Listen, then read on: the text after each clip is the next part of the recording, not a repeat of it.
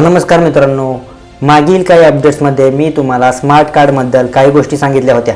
त्याचबरोबर आता काही नवीन गोष्टी चेंजेस किंवा त्यामध्ये ज्या प्रवाशांकडे जुने स्मार्ट कार्ड असेल किंवा ज्या शालेय विद्यार्थ्यांकडे जुने स्मार्ट कार्ड असेल त्यांच्यासाठी एक महत्त्वपूर्ण अपडेट आहे. तर चला मग बघूया. ज्या प्रवाशांकडे जुने स्मार्ट कार्ड आहे किंवा शालेय विद्यार्थ्यांकडे स्मार्ट कार्ड आहे तर मी तुमच्यासाठी एक डेमो आणलेला आहे. बघा, हे जुने कार्ड आहे. ज्या प्रवाशांकडे हे कार्ड आहे आणि विद्यार्थी असो, प्रवासी असो किंवा दिव्यांग व्यक्ती असे कोणतीही व्यक्ती असो जे महामंडळाच्या बसने प्रवास करतात तर त्यांच्यासाठी एक खुशखबर आहे.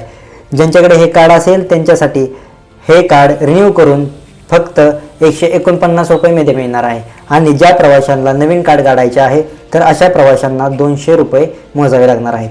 त्याचबरोबर ह्या कार्डमध्ये म्हणजे जुने जे कार्ड आहे त्यामध्ये काही अपडेट्स आहेत किंवा ह्या कार्डमध्ये कोणती माहिती दिलेली आहे तर मी तुम्हाला सांगतो. महाराष्ट्र राज्य महामार्ग परिवहन मंडळ ह्यामध्ये मेन्शन केलेलं आहे. त्यानंतर विद्यार्थ्याचे नाव म्हणजे ज्याच्या नावाने कोणताही प्रवासी असो ज्याच्या नावाने पास होणार आहे किंवा हे जे आयडेंटिटी बनलेलं आहे त्याचं ह्यावरती नाव असते किंवा कोणत्या कॅटेगरीचा आहे म्हणजे जो एक प्रवासी आहे की तो शालेय विद्यार्थी आहे ते देखील इथं मेन्शन केलेलं आहे. त्याचबरोबर ह्यामध्ये कार्ड नंबर देखील मेन्शन केलेला आहे. बघा, ह्यामध्ये कार्ड नंबर देखील मेन्शन केलेला आहे. तर जे नवीन लोक कार्ड काढणार आहेत आणि जे जुने लोक आहेत म्हणजे जुने प्रवासी आहेत जे ते आत्ता कार्ड काढायला जाणार आहेत तर अशाने एक काम करायचं आहे. जुने हे तुमच्याकडे जर कार्ड असेल तर ते तुम्ही जाऊन ह्यावरचा जो कार्ड नंबर आहे तो त्यांना सांगायचा आहे. त्यानंतर तुमच्या शालेय विद्यार्थी असतील तर शाळेमधून काही डॉक्युमेंट्स ते मागतील ते तुम्हाला दाखवून त्यावरती तुमचा जो नंबर आहे तो नंबर रिन्युएशन करून घ्यायचा आहे. त्यानंतर मी तुम्हाला सांगतो काय करायचं आहे. जे बाकीचे प्रवासी असतील त्यांना देखील काही डॉक्युमेंटरी किंवा आयडेंटिटी प्रूफ्स मागितले जातील ते त्यांना द्यावं लागणार आहेत.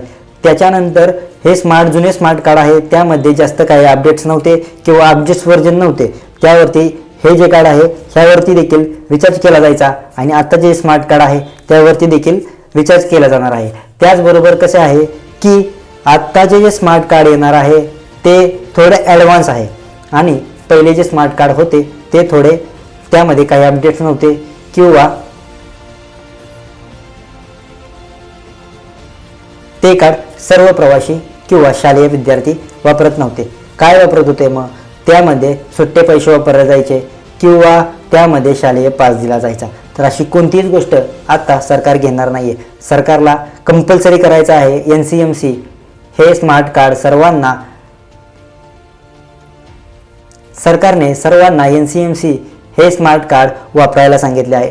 तर हे कार्ड कुठे भेटणार, कसे भेटणार आणि कोणाकोणाला भेटणार आहे चला तर मी तुम्हाला सांगतो. जर नवीन प्रवासी असेल तर त्यांनी काही डॉक्युमेंट्स घेऊन ते तुम्हाला ST डेपोमध्ये जाऊन आयडेंटिटी प्रूफ देऊन ते तुम्हाला काढावे लागणार आहे. आणि ज्या प्रवाशांकडे जर जुने स्मार्ट कार्ड असेल तर त्यांना मी अपडेट दिलेलीच आहे. तर तशाप्रमाणे तुम्ही ST महामंडळाच्या डेपोमध्ये जाऊन ती प्रोसेस करायची आहे.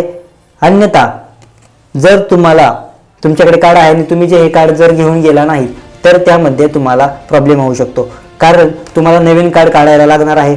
त्यामध्ये परत तुम्हाला शाळेमधले काही डॉक्युमेंटरी असतील किंवा प्रवासी असेल त्यांना काही डॉक्युमेंटरी असतील तर त्यांचे पैसे जास्त जाणार आहेत. आणि ज्यांच्याकडे जुने स्मार्ट कार्ड असेल त्यांना हे कार्ड स्वस्त भेटणार आहे.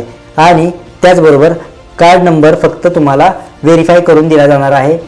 आणि स्मार्ट कार्डमध्ये काही चेंजेस आहेत ते तुम्हाला दिले जातील. त्याचबरोबर हे सर्व महाराष्ट्रामध्ये अनिवार्य करण्यात आलेलं आहे. सरकारचा एक चांगला निर्णय आहे. सरकारने अपडेट योजना म्हणजे सरकारने एक खूप चांगला निर्णय घेतलेला आहे.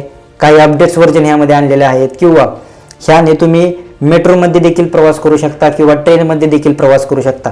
त्यामध्ये फक्त तुम्हाला रिचार्ज करायचा आहे. त्याच्यानंतर रिचार्ज कसा करायचा आहे त्यावरती तुम्हाला कार्ड्सवरती सगळे डिटेल दिल्या जातील. आणि हे जे कार्ड जुने असल्यामुळे मी ह्या कार्डवरती तुम्हाला कसा पेमेंट केलं जायचं ह्या सर्व गोष्टी सांगू शकत नाही. जर तुमच्याकडे नवीन कार्ड आले तर तुम्हाला ST बस डेपोमध्ये सांगितले जाईल कसं पेमेंट करायचं आहे किंवा ह्या कार्डला किती रुपयाचा रिचार्ज केला जातो.